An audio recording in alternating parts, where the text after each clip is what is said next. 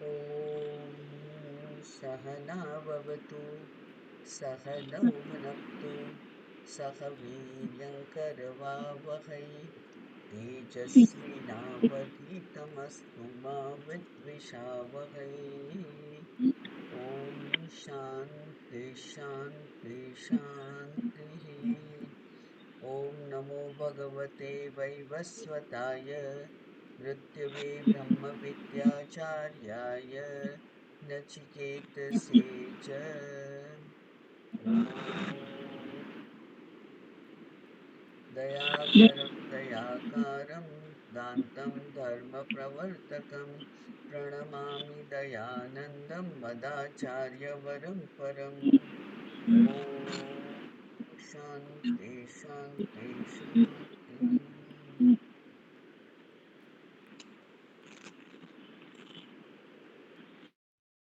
કઠોપનિષદના દ્વિતીય અધ્યાયની તૃતીય વલ્લીનો પહેલો મંત્ર આપણે જોઈ રહ્યા છીએ. ઊર્ધ્વમૂલો વાક્શાખઃ એષો શ્વત્થઃ સનાતનઃ તદેવ શુક્રમ તદ્બ્રહ્મ તદેવામૃતમુચ્યતે તસ્મિन् લોકાશ્રિતાः સર્વે તદુનાત્યેતિ કશ્ચન એતદ્વૈ તત. ઓમ.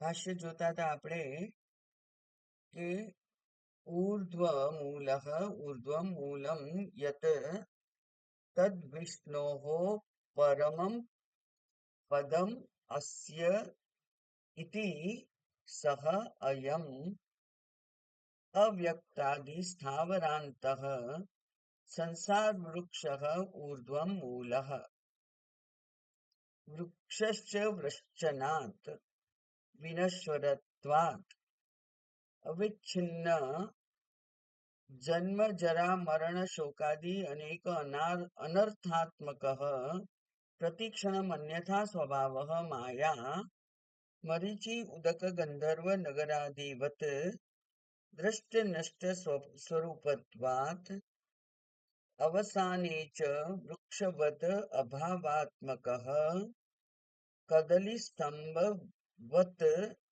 નિસ્સારઃ.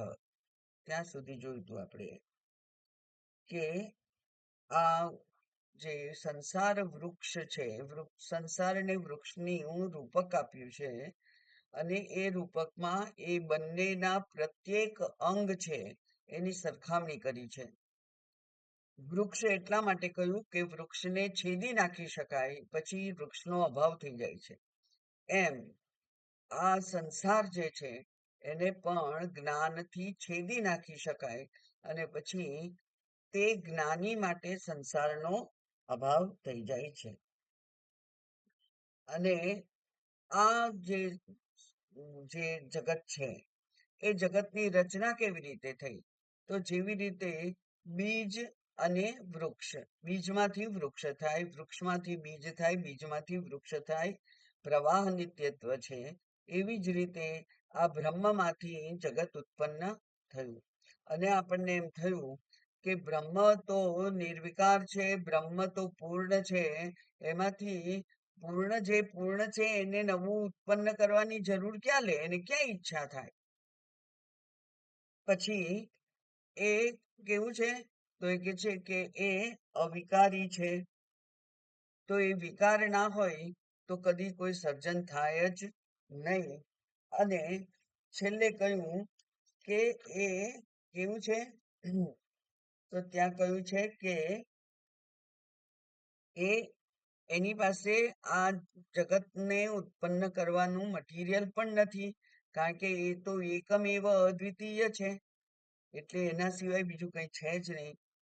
તો આ ઉત્પત્તિ માટેના કોઈ લક્ષણ બ્રહ્મમાં દેખાતા નથી અને છતાંય ઉત્પત્તિ થઈ છે. અને એટલે આ ઉત્પત્તિ માયાના પોતાની માયા શક્તિને ઉદ્ધૃત કરીને કરી. અને એટલે ત્યાં કહ્યું કે એ માયા એના અને બ્રહ્મ એનું આ સહકાર્ય છે. એ બે જણે ભેગા થઈ અને આ કર્યું છે. માયા પણ એકલી કોઈ સર્જન ના કરી શકે, કારણ કે માયા જડ છે અને જડ વસ્તુ કઈ પુણ્યમાં કોઈ પણ બીજા વસ્તુને ઉત્પન્ન કરવાની શક્તિ રહેલી હોતી નથી. તો પછી માયાએ એકલાએ પણ ઉત્પન્ન નથી કર્યું, બ્રહ્મએ એકલા પણ ઉત્પન્ન ના કરી શકે, તો પછી આ ઉત્પત્તિ કેવી રીતે થઈ? અને ત્યાં કહ્યું કે ચેતન રૂપ બ્રહ્મની હાજરીમાં કોઈ અચિંત્ય અવ્યક્ત શક્તિથી આ સર્જન થયું છે. અને માટે જગત પણ એ બંનેના ગુણ ધરાવે છે, કારણ કે કાર્યમાં કારણના ગુણો જે છે એ અનુવૃત્ત થાય, એનામાં આવે. એટલે બ્રહ્મ જે સત્સ્વરૂપ છે, એ સત સ્વરૂપ એટલે કે પ્રત્યેક જગતની પ્રત્યેક વસ્તુ છે એ સત સ્વરૂપ છે, એનું અસ્તિત્વ છે. અસ્તિત્વ છે એટલે કે સત છે, અને સત એટલે એ છે. અસ ધાતુમાંથી સત બનેલું છે, જે છે. એટલે કે બધાના માટે છે વાપરવું પડે, એ ઇઝનેસ છે, એ બ્રહ્મનું લક્ષણ છે. અને આ બાકી બધું જ માયાના લક્ષણ છે.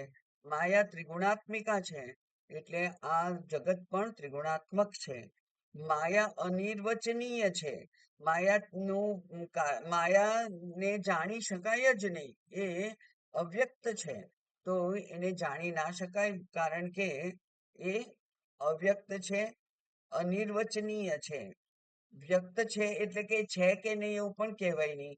અને એટલા માટે શાસ્ત્રએ એ આપણો સંશય દૂર કરવા માટે વાક્ય આપ્યું છે કે કાર્યાન્મેયા માયા.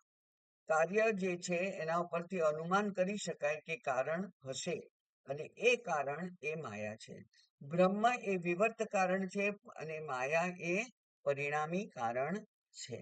આમ આ જગતની ઉત્પત્તિ થઈ, અને ત્યાર પછી એ જગતમાંથી પ્રથમ ઉત્પન્ન થયું છે એ છે હિરણ્યગર્ભ, જે થડ કહેવાય છે. એટલે કે અંકુરમાંથી થડ થયું.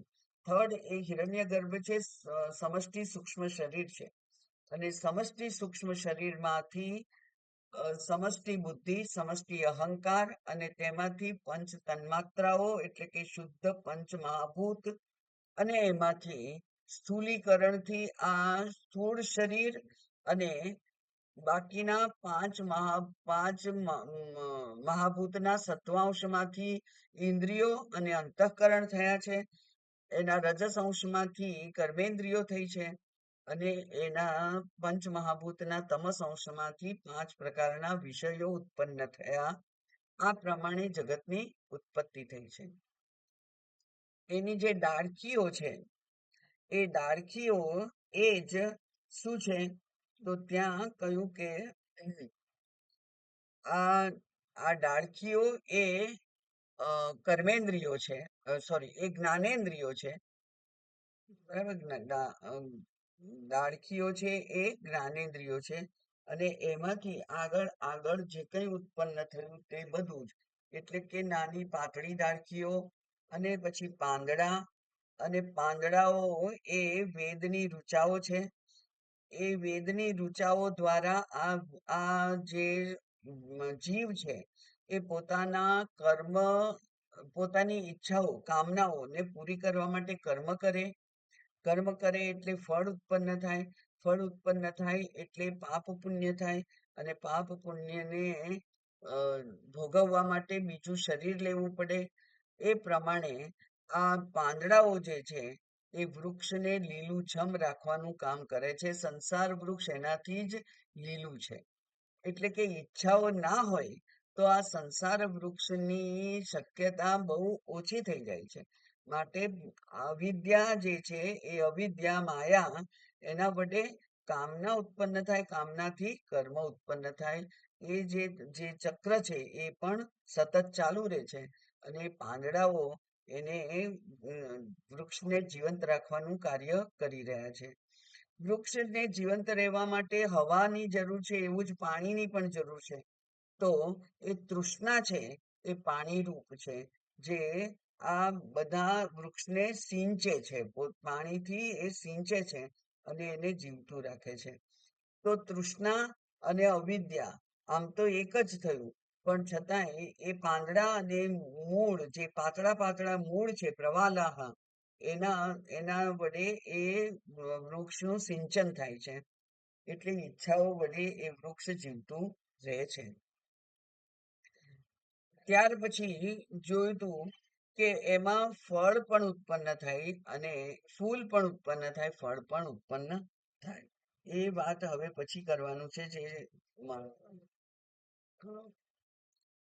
ભાષ્યમાં.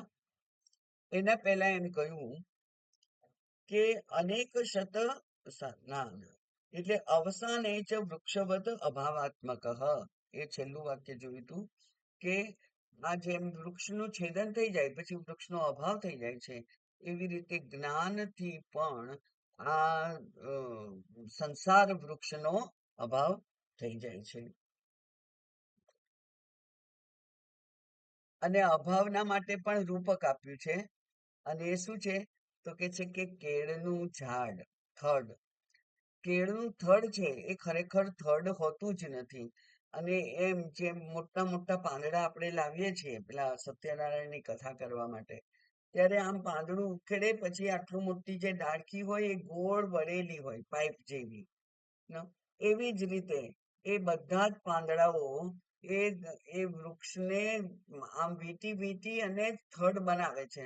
અને જેમ પાંદડા નીકળતા જાય એમ થડ પણ પાતળું થતું જાય, અને અંતે છેલ્લું પાંદડું કાઢીએ એટલે થડ પણ રહે નહીં. એટલે કે જેને થડ જ નથી એવું એવું આ સંસાર થઈ જાય. કારણ કે થડ થાય તો પછી આપણે જોયેલા છે કે લોકો કાપી નાખે, અડધેથી કાપી નાખે ઝાડને, પછી એમાંથી નવી ડાળખીઓ ઉત્પન્ન થઈ શકે. એટલે કે સંસાર વૃક્ષ પાછું લીલુંછમ થઈ શકે. પણ આ જ્ઞાની છે એને પાછા સંસાર વૃક્ષમાં જવાની ઈચ્છા જ નથી. એને તો એ વૃક્ષનું અસંગ શસ્ત્રથી છેદન કરી નાખ્યું છે શાસ્ત્રના કહેવા પ્રમાણે. અને એટલે એ કેવું થઈ જાય છે? તો કે છે કે તત્વવિહીન થઈ જાય, નિસ્સાર થઈ જાય. એમાં પછી કોઈ સાર ના રહે. સાર ના રહે એટલે કે જગત રહે છે, પણ એ જગતમાં રસ નથી રહેતો એ જ્ઞાનીને. નિસ્સાર થઈ જાય છે. જેવી રીતે પેલું પેલું કેળનું થડ. આગળ જોઈએ. અનેક શત,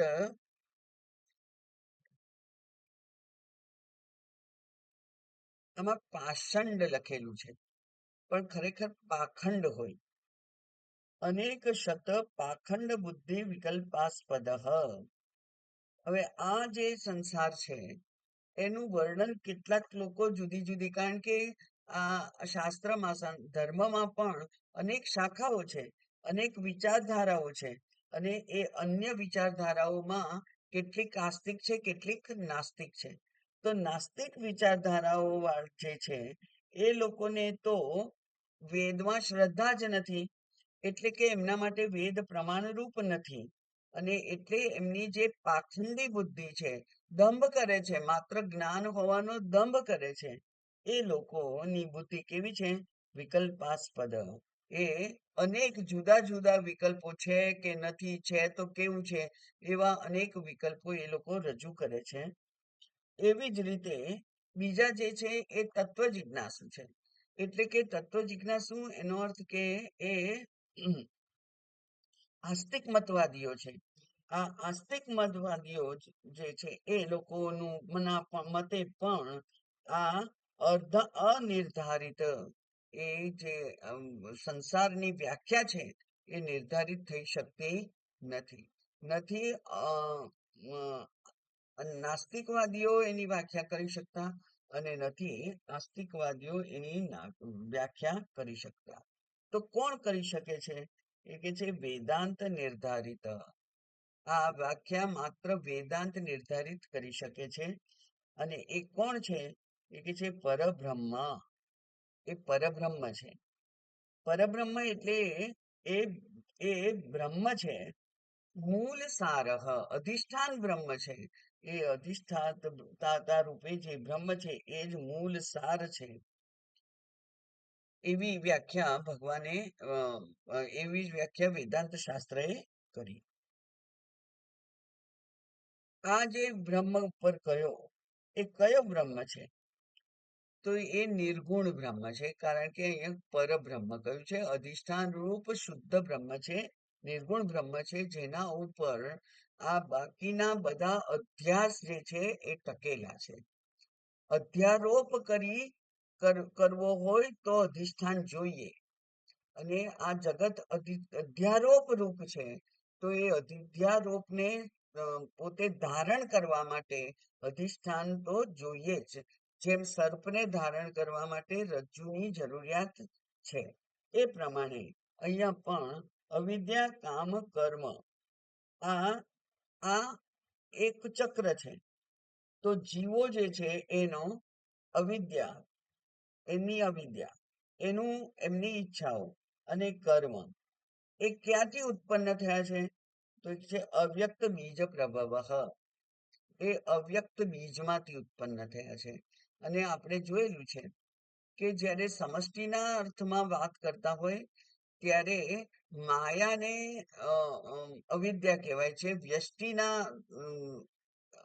સંદર્ભમાં વાત કરીએ ત્યારે એના માટે શબ્દ વપરાય છે અવિદ્યા. એટલે માયા કો કે અવિદ્યા કો એક સરખું જ છે. સમષ્ટિમાં માયાને કારણે ઉત્પત્તિ થઈ, કારણ કે માયા એ બીજ છે. એ બીજ છે, એના કારણે વૃક્ષ ઉત્પન્ન થયું. એવી જ રીતે આ જે શરીર આપણને પ્રાપ્ત થયું છે એ પણ ત્યાં પણ અવિદ્યા નામનું બીજ છે. અને એ અવિદ્યા નામના બીજથી આ શરીર ઉત્પન્ન થયા. બધા જ જીવો, બધા શરીરો ઉત્પન્ન થાય પછી એ જીવો જે છે એ શું કરે? એ કામ, એમને ઈચ્છા થાય અને કર્મ કરે. એ કર્મરૂપી જે જગત છે, કારણ કે કર્મ કરે તો કર્મ કરવા માટે કોઈક એક સૃષ્ટિની જરૂર પડે ને. કર્મ કરવા માટે સૃષ્ટિ, કારણ કે વ્યવહાર કરવા એકલો કદી કોઈ વ્યવહાર થઈ શકે નહીં. એટલે વ્યવહાર કરવા માટે સૃષ્ટિની જરૂર પડે. તો એવું જે જગત છે તે, અને એ જગતનું મૂળ શું છે? તો અવ્યક્ત બીજ પ્રભવ. જે માયારૂપી બીજથી જન્મેલું છે એવું જગત ત્યાં ઉત્પન્ન થાય છે. પણ કેવું છે? એ અધ્યારોપ છે. ખરેખર જગત નથી એવું તો ગૌડપાદાચાર્યએ કારિકામાં કહ્યું છે કે ન કશ્ચિત જાયતે જીવ, બરાબર, એને કોઈ જીવ જન્મ્યો જ નથી, અને એના માટેની જે જગત છે એ પણ છે નહીં. પણ છતાંય જગત આપણા આ જીવના અનુભવમાં આવે છે. જીવને વ્યવહાર કરવા માટે અન્યની જરૂર છે. અન્ય હોય તો જ વ્યવહાર થાય. ને એટલે એ અન્ય રૂપે આ જગતની ઉત્પત્તિ બતાવવી પડે એમ છે. અને એ આ માયાને કારણે ઉત્પત્તિ થઈ છે. અધ્યારોપ છે. જેવી રીતે સર્પ જ્યાં સુધી અજ્ઞાન છે ત્યાં સુધી છે જ, એવી જ રીતે જ્યાં સુધી અજ્ઞાન છે ત્યાં સુધી જગતનું અસ્તિત્વ અને સત્યત્વ બંને છે જ. એ કેવું છે જગત? હવે એ જગત ઉત્પન્ન થયું. કેવી રીતે ઉત્પન્ન થયું? એટલે હવે બાકીની પ્રક્રિયા હવે બતાવે છે, જે આપણે આમ તો જોઈ લીધી છે. અપર બ્રહ્મ. અપર બ્રહ્મ એટલે હિરણ્યગર્ભ. કાર્ય બ્રહ્મ, શુદ્ધ બ્રહ્મ નહીં, પણ કાર્ય બ્રહ્મ, હિરણ્યગર્ભ એ કેવું છે? કે જે વિજ્ઞાન ક્રિયા શક્તિ દ્વયાત્મક. એ વિજ્ઞાન અને ક્રિયાશક્તિ, જ્ઞાન અને ક્રિયાશક્તિ જેનામાં છે, જે સર્વજ્ઞ છે, જે સર્વશક્તિમાન છે, એવું છે તે દ્વયાત્મક હિરણ્યગર્ભ અંકુર. એ બે થી હિરણ્યગર્ભ નામનો અંકુર ઉત્પન્ન થયો. અંકુર જ થડ બને છે, બરાબર ને? આપણને ભલે એમ દેખાતું હોય કે અંકુર ઉપર છે, પણ એ અંકુર જ, બીજ નીચે રહી જાય છે, એની ઉપર અંકુર ફૂટે છે. અને પછી આ પૃથ્વી વગેરેથી પોષણ મળવાથી એ અંકુર જ એ વિસ્તરિત થાય છે અને એનું થડ થાય છે. એ હિરણ્યગર્ભ અંકુર. તો એ સગુણ બ્રહ્મ છે. હિરણ્યગર્ભ એ સગુણ બ્રહ્મ છે, અપર બ્રહ્મ છે, અથવા કાર્ય બ્રહ્મ છે એમ કહેવાય એને. અને એ થર્ડ રૂપ છે. એમાંથી ઘણી બધી ડાળીઓ ઉત્પન્ન થાય છે. અને એ ડાળીઓ એટલે સમષ્ટિ સૂક્ષ્મ શરીરો, અને સમસ્ત સૂક્ષ્મ શરીરોમાંથી, ડાળીઓમાંથી બીજી નાની પાતળી ડાળીઓમાંના અંકુર પણ ફૂટે છે. એ જે છે એ છે 5 તન્માત્રાઓ. અને તેમાંથી સર્વ પ્રાણી લિંગ ભેદ સ્કંદ.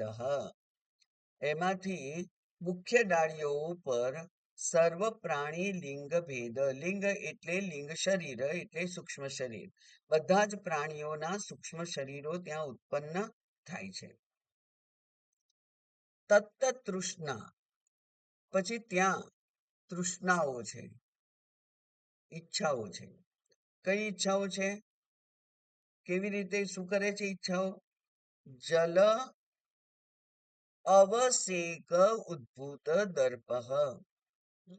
વ ત્યાં રહી ગયો છે છાપવાનો.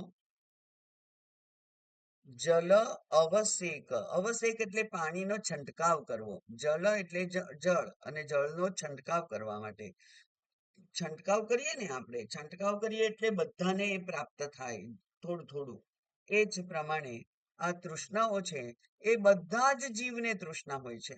માત્ર મનુષ્યને છે એવું નહીં, બધા જ જીવને સુખ અને સલામતીની ઈચ્છા હોય જ છે.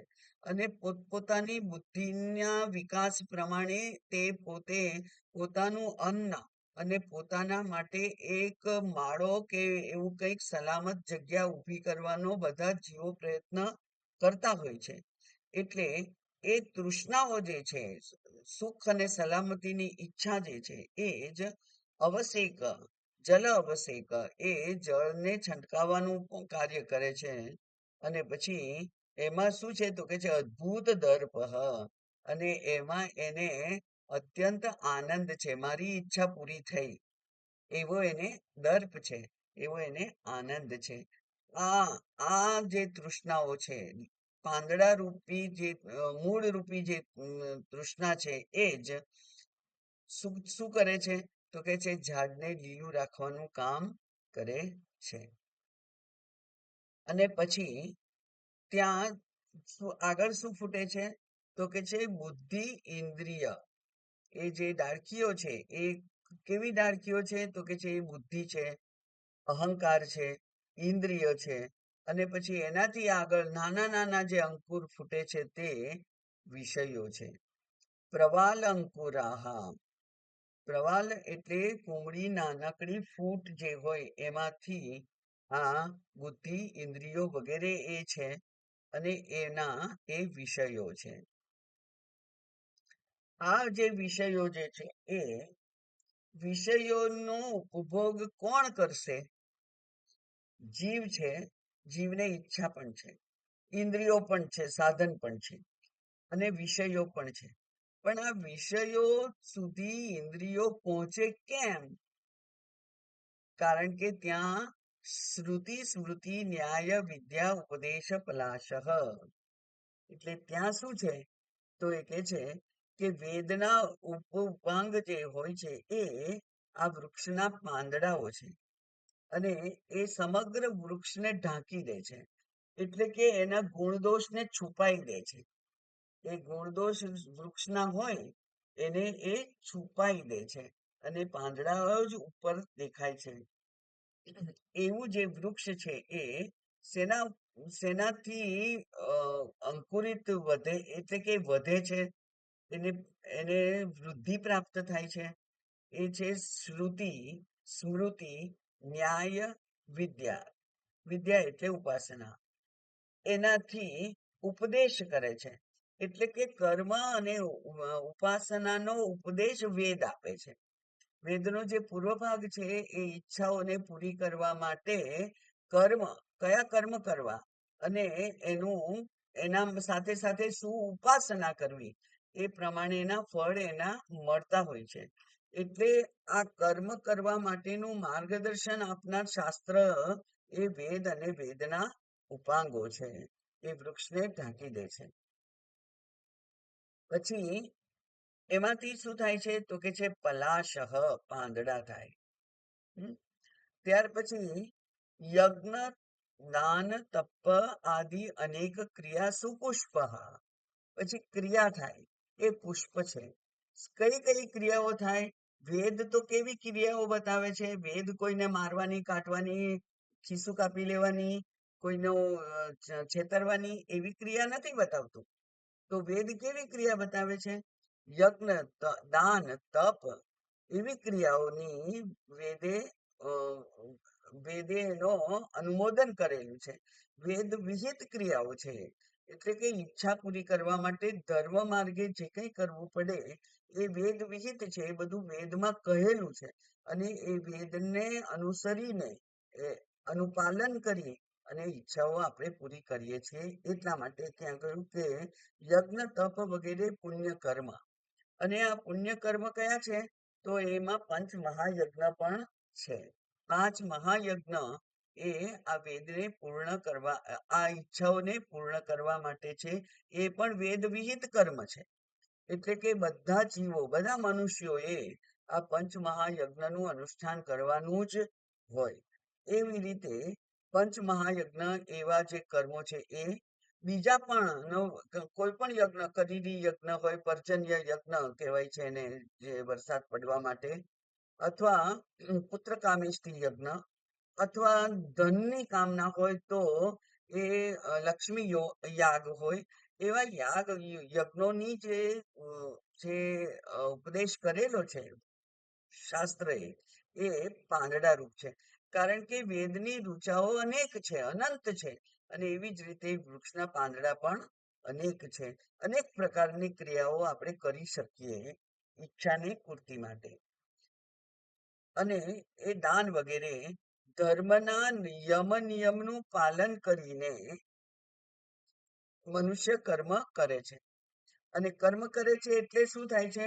કે પાપ અને પુણ્ય ભેગા કરે છે. તો આ જે કર્મ છે એ પાંદડા છે. તો સુખ દુઃખ વેદનાત્મક રસઃ પ્રાણી ઉપજીવન જીવ્યાન અનંત ફલઃ.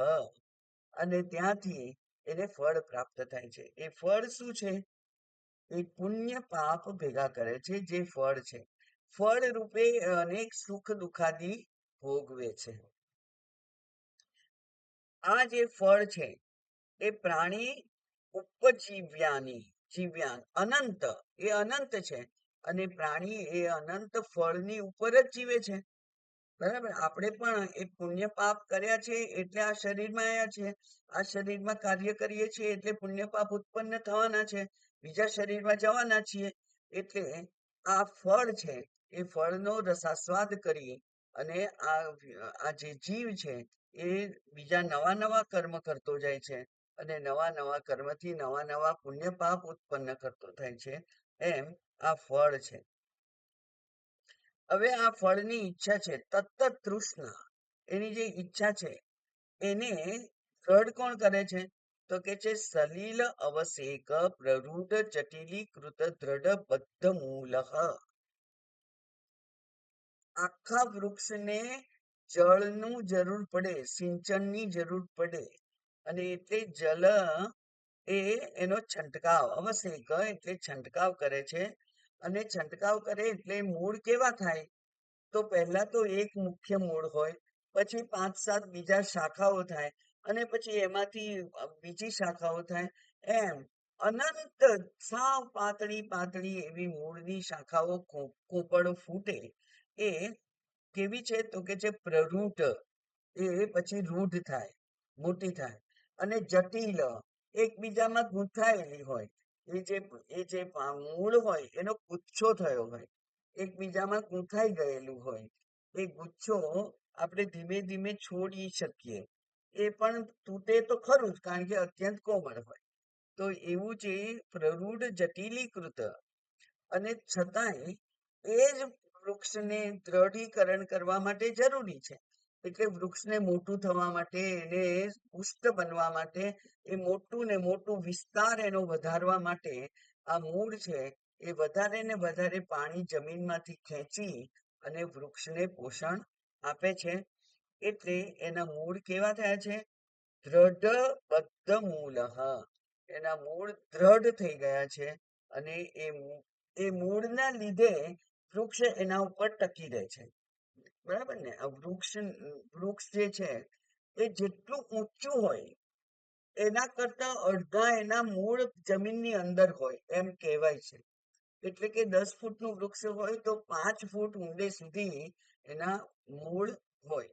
એટલે એ મૂળને કારણે મૂળ એ જમીન સાથે બહુ ગાઢ રીતે જોડાયેલા છે અને એટલે એ વૃક્ષને સ્થિર ઊભું રાખવા માટે પણ બહુ જરૂરી છે. એવા એ મૂળ છે તે દ્રઢ બદ્ધ મૂલઃ.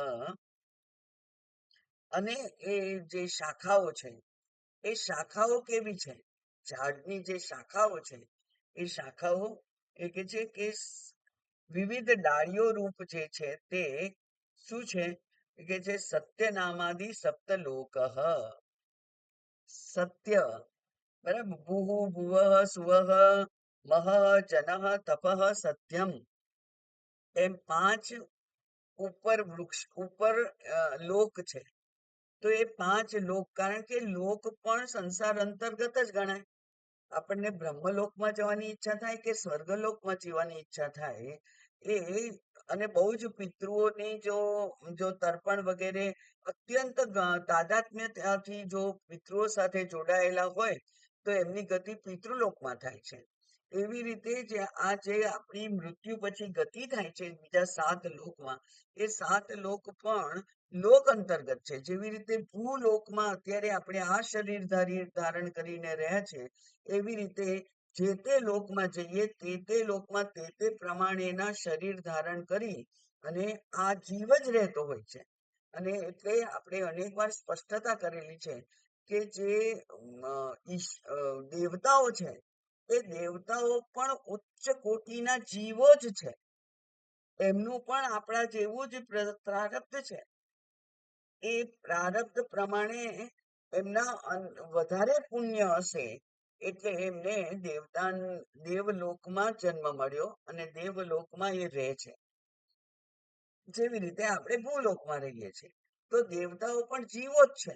અને એટલે જ્યારે આત્યંતિક પ્રલય થાય ત્યારે એ સ્વર્ગ સહિત બધા જ લોકો, બ્રહ્માજી સહિત બધા લોકો અને એના બધા જ જે રહેવાસીઓ હોય આપણા જેવા, એ બધા ત્યારે અવ્યક્ત થઈ જાય છે. એ જ એનું જ નામ છે પ્રલય. તો સત્ય વગેરે નામથી જે 7 લોક છે તે એ કેવા છે? તો એ કે છે એની ડાળીઓ ઉપર બ્રહ્મ વગેરે, એટલે બ્રહ્મ એટલે બ્રહ્માજી, ચતુર્મુખી બ્રહ્માજી જે વિશ્વકર્તા છે તે, એ બ્રહ્માદિ અને ભૂત પણ છે, પિશાચ પણ છે, પક્ષી પણ છે, એવા પ્રાણીઓ પણ છે.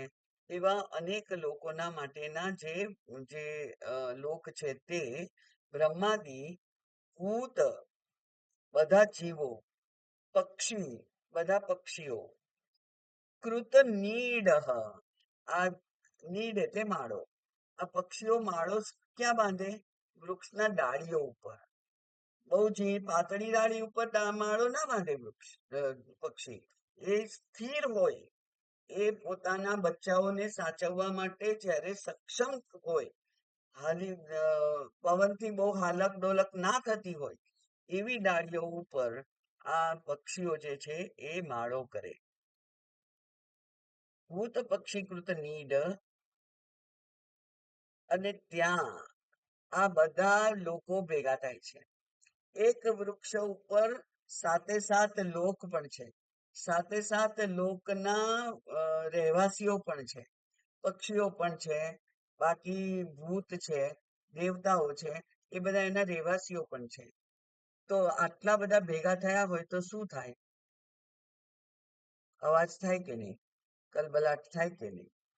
એકલા હોઈએ તો જ એકલું રહેવાય, બાકી તો અવાજ જ થાય. અને એટલે એનું બહુ સુંદર વર્ણન કર્યું છે અહીંયા. એટલે હું તમને યાદ કહી દઉં કદાચ કે બહુ જે બહુ અભ્યાસુ, પ્રૌઢ અભ્યાસુ એવા જે આ શાસ્ત્ર નિષ્ણાત મહાત્માઓ છે, એ લોકો એમ કે છે કે શંકરાચાર્યજી છે, એમને તો આ ભાષ્ય માટે આપણે જાત ન્યોછાવર કરી દઈએ તો પણ ઓછું છે એવું ભાષ્ય લખ્યું છે આપણે. એટલે સંસ્કૃત ભાષાની દ્રષ્ટિએ આ આખું એક વાક્ય છે, આખું એક વાક્ય છે. અને એમાં જે સુંદર શબ્દોની ગૂંથણી કરી છે એમણે, એટલે શંકરાચાર્યજીના અત્યંત વખાણ કરે છે વિદ્વાનો કે આ ભાષ્ય માટે તો આપણે એમને કોઈ ઇનામ શું આપીએ, આપણે આપણી જાતને ન્યોછાવર કરી દેવી પડે એવું આ ભાષ્ય લખેલું છે શંકરાચાર્યજીએ. તો એવું એ જે છે તે જ્યાં નવ લોકના લોકો ભેગા થયા છે તે પ્રાણી સુખ દુઃખ ઉદ્ભૂત. પ્રાણી એ જે છે એને સુખ થાય એટલે એ આનંદની કિલકારી કરે, અને એને દુઃખ થાય તો એ ચીસો પાડે, પીડાથી ચીસો પાડે. એવું સુખ અને દુઃખને વ્યક્ત કરતા અવાજો જે છે એ અવાજો ઉદ્ભૂત. કેવા અવાજ છે? હર્ષ શોક જાત. હર્ષ અને શોકથી જન્મેલા એવા અવાજો. એની સાથે સાથે બહુ ખુશ થઈ જાય તો નૃત્ય કરે, ગીત ગાય, એટલે નૃત્ય ગીત. અને નૃત્ય ગીત જ્યાં હોય ત્યાં વાજિંત્ર પણ હોય, એટલે વાદિત્ર.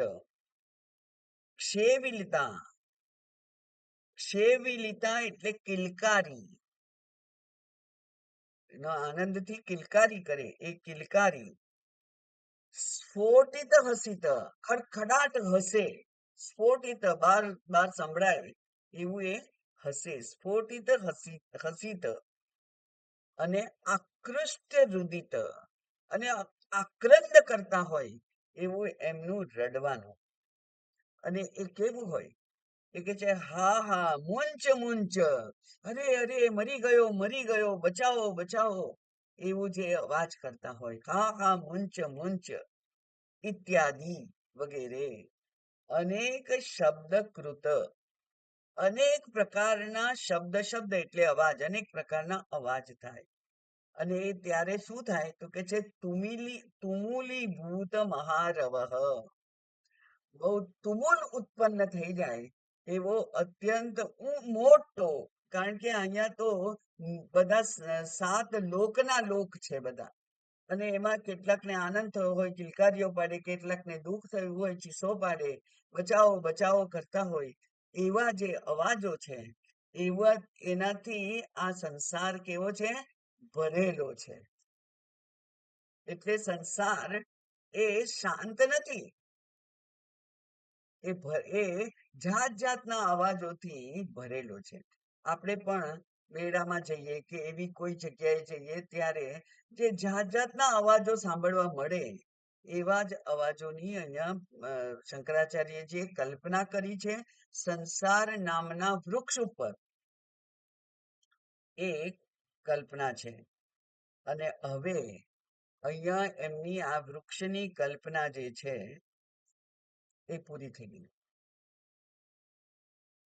વૃક્ષની કલ્પના શંકરાચાર્યજીએ કરી છે એ અહીંયા પૂરી થઈ. અને ત્યાર પછી શું આવે છે તો કે છે વેદાંત વિહિત બ્રહ્માત્મ દર્શન. વેદાંતે જે કહેલું છે એવું બ્રહ્મા આત્મદર્શન, એ બ્રહ્મરૂપ જે આત્મા હું છું એનું જે દર્શન છે એ કેવી રીતે થાય? કારણ કે અપર બ્રહ્મની વાત કરી તો અપર બ્રહ્મ એટલે જ આ જીવાત્મા. પરબ્રહ્મ શુદ્ધ બ્રહ્મ છે, અને અપર બ્રહ્મ એટલે આ જીવાત્મા છે. તો બે આત્મા છે અહીંયા. તો આપણે આ મુંડકોપનિષદમાં જોયું છે કે દ્વા સુપર્ણા સયુજા સખાયા સમાને વૃક્ષે પરિશસ્વ જાતે. એક જે જીવાત્મા છે એ જીવાત્મા આવી રીતે ડાળીઓ ડાળીઓ ઉપર કૂદકા મારી મારી અને ફળનો આસ્વાદ લે છે. ક્યારેક આનંદ થાય તો કિલકારી કરે છે, ક્યારેક કડવું ફળ હોય, ક્યારેક દુઃખ થાય, ચાંચ તૂટી જાય એવું હોય, ત્યારે એ હા હા મુંચ મુંચ છોડો મને, ગવાઈ ગયો એવું ચીસો પાડે છે, એવું જે આ વૃક્ષ છે એની કલ્પના શંકરાચાર્યજીએ અહીંયા કરી. પણ એ અંદર જે આ જે હું સાક્ષી સ્વરૂપ આત્મા છે એ કેવો છે? એ કે છે વેદાંત વિહિત બ્રહ્માત્મ દર્શન. અને પછી એ કેવો? તો કે છે કે અસંગ શસ્ત્રકૃત, જેનું અસંગ શસ્ત્રથી ઉચ્છેદ શક્ય છે. અસંગ નામના શસ્ત્રથી, એટલે ઝાડને કાપવા માટે તીક્ષ્ણ તલવાર જોઈએ, તીક્ષ્ણ કરવત જોઈએ. એમ અહીંયા પણ આ સર્વ સંબંધોને, કયા સર્વ સંબંધ? મારો સંબંધ એટલે કે તાદાત્મ્ય સંબંધ દેહ સાથે પણ છે.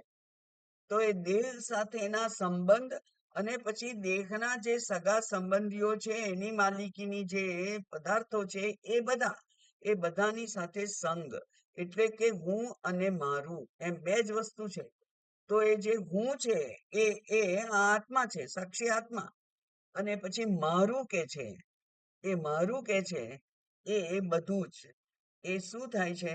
તો કે છે એનો અસંગ શસ્ત્રથી ઉચ્છેદ કરવાનો છે. એટલે કે તાદાત્મ્યાપન્ન રહેવું જોઈએ નહીં. આપણને ક્ષુધાનું નિવારણ કરવા માટે અન્ન પ્રાપ્ત છે, તૃષાનું નિવારણ કરવા માટે જળ પ્રાપ્ત છે. પણ આ કોઠીમાં મારું જ અન્ન મેં જુદું ભરી રાખ્યું છે, એ હું બીજા કોઈને ના આપું.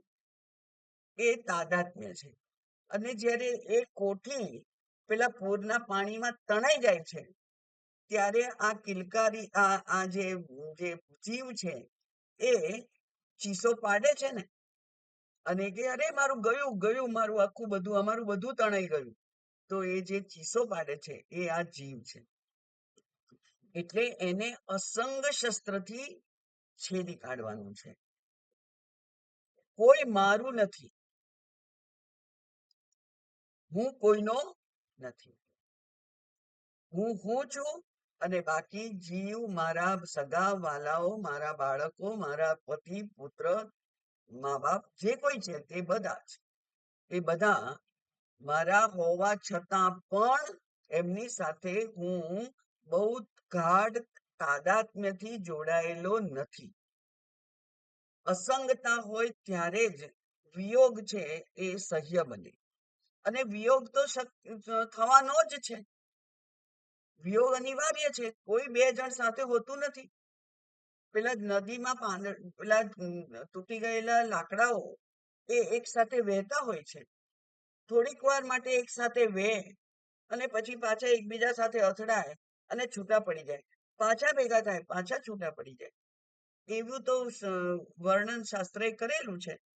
તો એવા જે છે એવું વૃક્ષ એને છેદી કાઢવાનું છે. કેવી રીતે છે? અસંગ શસ્ત્રથી એને છેદવાનું છે. અને એક એવું અસંગ શસ્ત્ર કોણે બતાવ્યું છે? માત્ર વેદાંત શાસ્ત્રએ બતાવ્યું છે. કારણ કે બીજા બધા જ દ્વૈત શાસ્ત્રો એ કદી પોતાના ઈષ્ટદેવ, જેની પોતે ભક્તિ કરે છે, એને ભૂલી જવાનું કહેતા નથી. એનાથી છૂટા પડી જવાનું એ કહેતા નથી. એટલે કોઈ પણ દ્વૈત શાસ્ત્ર એ મારી જે ભક્તની ઉપાધિ છે, અને મારી સામે મૂર્તિ મૂકેલી છે એ ભગવાનની ઉપાધિ છે, એ ઉપાધિનો નાશ કરવાનું કહેતા જ નથી એ કોઈ શાસ્ત્ર. માત્ર વેદાંત શાસ્ત્ર કહે છે કે નેદિદમ યદિદમ ઉપાસતે. તું જેને આ ઈદમ, અમારા ભગવાન એમ કરીને જો તું એની ઉપાસના કરતો હોય, પૂજા અર્ચના કરતો હોય, તો એ તત્વ બ્રહ્મ નથી, એ તો મૂર્તિ છે. તારા ઉપાસના માટેનો એ આધાર છે, આશ્રય છે. બાકી એ અંતિમ સત્ય નથી. એટલે બે બે જે ભાગ પાડ્યા, અહમ જે છે એ પારમાર્થિક સત્ય છે, અને આ અહમની સાથે ઈદમ એ વ્યાવહારિક સત્ય છે. બે બે સત્ય જુદી પ્રકારના છે. એટલે એક પાણી છે, એક તેલ છે. તો તેલ અને પાણી છે એ બેનો સંગ થઈ શકે નહીં. બેને તમે સાથે વર્ષો સુધી રાખો તો એ બે જુદા જુદા જ રહે. એમ આ બે જુદા જુદા સ્તરની સત્તા છે. એક પારમાર્થિક સત્ય છે જે એકમાત્ર બ્રહ્મ છે, અને બાકીનું બધું જે કઈ શરીર, આ શરીર સહિત બીજી જે કઈ ઇન્દ્રિયો વગેરે જે છે તે. કારણ કે ઇન્દ્રિયના જવાથી પણ માણસ બહુ બહુ કેવો કરે છે અવાજ, એ કે છે આક્રોશથી એ અવાજ કરે છે, આકૃષ્ટ થઈને અવાજ કરે છે. તો ઇન્દ્રિય પણ મારી છે, આ મારી આંખ છે ફૂટી ગઈ, અરે રે, હવે હવે શું કરીશું, હવે મારું જીવન નકામ. તો એવો નથી. આ જે હું છું એ તો હંમેશ આ જે હું છું ને એની જ બધી ખરેખર તો અ, યોગ્ય વિચાર ભેદ ના થવાને કારણે અસ્પષ્ટતા ઊભી થઈ છે.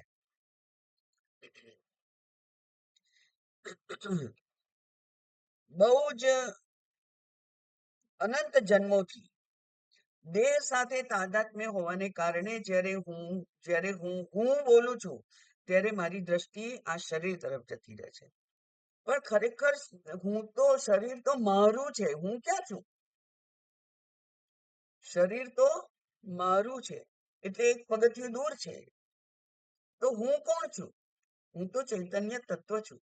અને એ જે ચૈતન્ય તત્વ છે એ ચૈતન્ય તત્વને હું કહેવાય, અને આ શરીરને પણ હું કહેવાય. અને એટલે જ્યારે હું બોલું છું, મારા માટે હું શબ્દ વાપરું, ત્યારે મારી દ્રષ્ટિ એ ચેતન ઉપર છે કે અચેતન જડ એવા આ શરીર ઉપર છે, એના ઉપર મારી સમજનો આધાર રહે છે. હું સાધક જે છે, વેદાંતનો જે સાધક છે, એ જ્યારે હું કે ત્યારે એની દ્રષ્ટિ આત્મા પર જ હોય. કારણ કે એ અહમ છે, એ હું એક જ છું, એ જ સત્ય છે. અને બાકીનું તો બધું અહમ સિવાયનું છે, એટલે ઈદમ છે, મમ છે. તો એ ઈદમ છે એ એના માટે બાકી વપરાય. ત્યાં પણ ઈદમ શરીરમ કૌંતેય એવું કહ્યું ભગવાને. તો ત્યાં ઈદમ શરીર વાપર્યું છે શબ્દ. તો ઈદમ એટલે કયું? આ શરીર. અને આ શરીર તો મારું છે. એટલે મારું કહીએ કે મમ કહીએ કે ઈદમ કહીએ, એક જ કહેવાય. તો આ વેદાંત વિહિત બ્રહ્માત્મ દર્શન અસંગ શસ્ત્ર કૃત, અસંગ શસ્ત્રથી ઉચ્છેદ, એનો ઉચ્છેદ થઈ શકે. કોનો ઉચ્છેદ થઈ શકે? એષ સંસાર વૃક્ષ અશ્વત્થ અશ્વત્થવત. આ સંસાર વૃક્ષનું ઉચ્છેદન થઈ શકે અસંગ શસ્ત્રથી. અને એ કેવું છે? તો કે અશ્વત્થ. એટલે નેગેટિવ પાર્ટિકલ, નકારાત્મક ઉપસર્ગ છે. અને સ્વ એટલે આવતીકાલ. જે આવતીકાલે રહેશે કે નહીં એવું કહેવાય નહીં. એવું જે છે તે એ અશ્વત્થ વૃક્ષ. આ પીપળાનું જે ઝાડ છે, અશ્વત્થ એટલે પીપળો પણ કે છે. અને ભગવાને એમ પણ કહ્યું છે કે વૃક્ષાનામ અશ્વત્થોહમ.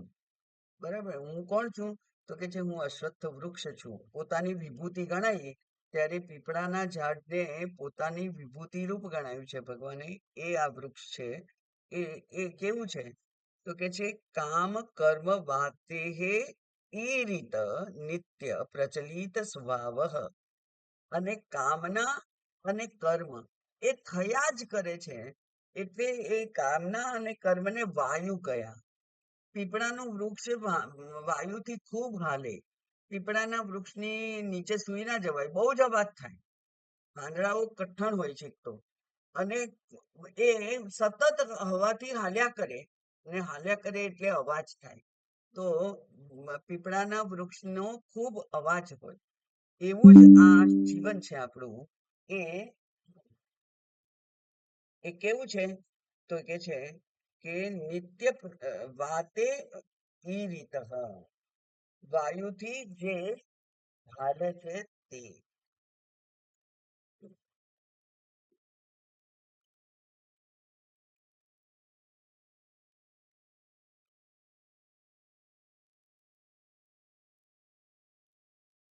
કામ કર્મ વાતે ઈ રીત, અને એટલે નિત્ય પ્રચલિત. તો આ સંસાર પણ કેવો છે, એટલા માટે તેને સંસાર કહ્યું છે, કે જે સતત વયા કરે છે, સતત હાલે છે, સતત કોઈને કોઈ મુવમેન્ટ, કોઈને કોઈ ગતિ ત્યાં હોય જ છે, સતત હોય છે. અને ગતિ બે પ્રકારની હોય ને, આપણી ગતિ શારીરિક હોય અથવા માનસિક પણ હોય છે, એને પણ ગતિ કહેવાય છે. એટલે આ સતત પ્રચલિત નિત્ય પ્રચલિત સ્વભાવ. અને એ એ કેવું છે, તો કે છે કે કારણ કે આમાં તો શ્લોકમાં તો કહેલું, અહીંયા મંત્રમાં પણ કહ્યું છે કે મૂલ અવાક શાખ. અવાક એટલે નીચે.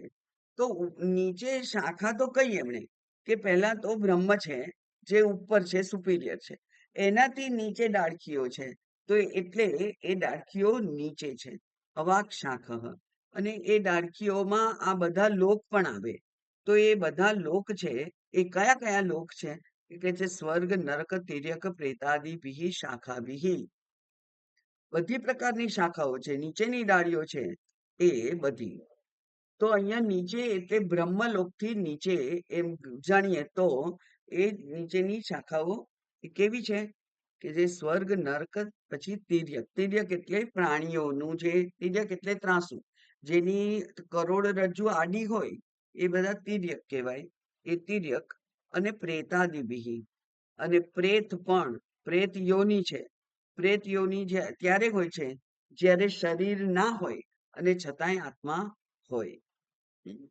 એ આત્માને શરીર નથી હોતા. હવે એ જે આત્મા છે એ જ્યારે શરીર વગરનો થઈ જાય છે, ત્યારે એની ગતિ ખબર નથી પડતી એને પોતાને, કે ક્યાં હોય. એટલે એ ફરતો હોય છે. એવો પ્રેતાદિભી શાખાભી. અને એટલે નીચે છે એટલા માટે કહ્યું અવાક શાખ. અને અવાક એટલે કેવું, તો કે છે અવાંચ. અંચ એટલે નીચે. અવાંચ શાખા યસ્ય સહ. એ કેવું વૃક્ષ છે, સનાતન. એ સનાતન વૃક્ષ છે. કેમ સનાતન છે, કારણ કે અનાદિત્વાત ચીર પ્રવૃત્ત. એને આદિ નથી અને લાંબા સમયથી એ પ્રવૃત્ત છે, એટલા માટે એને સનાતન કહ્યું છે. ક્યાં સુધી સનાતન છે, તો એ કે છે જ્યાં સુધી જ્ઞાન દ્વારા અજ્ઞાન રૂપ સંસારનો નાશ ના થાય, ત્યાં સુધી આ સંસાર ચાલુ જ રહે છે. એટલે જ્ઞાન રૂપી જ્ઞાન રૂપથી સંસારનો નાશ થાય. કોના માટે? જેને અહમ બ્રહ્મ એ દ્રઢ જ્ઞાન થયું છે, એના માટે પછી સંસાર રહેતો નથી. એના માટે જગત બની જાય છે. એ સંસાર ના કહેવાય, એને કહેવાય જગત. એટલે કે જ્યાં એમનું કોઈ તાદાત્મ્ય નથી, એ જગ્યા છે એ. હવે આગળ જોઈએ તો યત અસ્ય સંસાર વૃક્ષસ્ય મૂલ. યત મૂલ, જે મૂળ છે. કોનું? અસ્ય, જેની આપણે ઉપર ચર્ચા કરી, આટલું બધું વર્ણન કર્યું, એવા સંસાર વૃક્ષનું જે મૂળ છે, જે વિવર્ત ઉપાદાન કારણ છે, તે એ તદેવ શુક્રમ, એ જ શુક્ર છે. અને શુક્ર એટલે શું? શુભ્રમ, શુદ્ધમ, જ્યોતિષ્મત, ચૈતન્ય, આત્મજ્યોતિ સ્વભાવ. બરાબર, આ બધા એના જ લક્ષણો છે.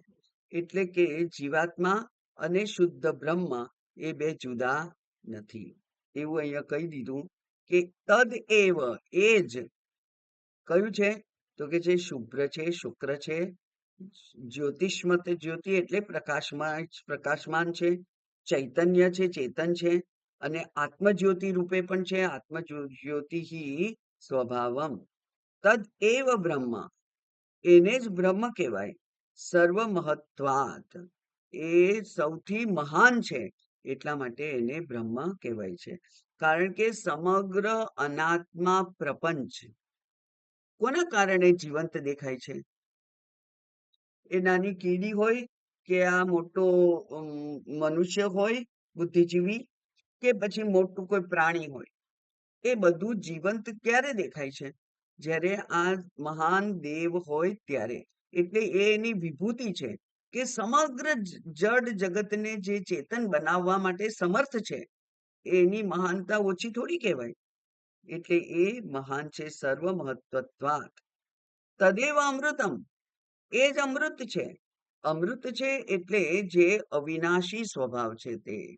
એટલે સંસારનો નાશ થઈ શકે, પણ જ્ઞાનીનો નાશ નથી થતો.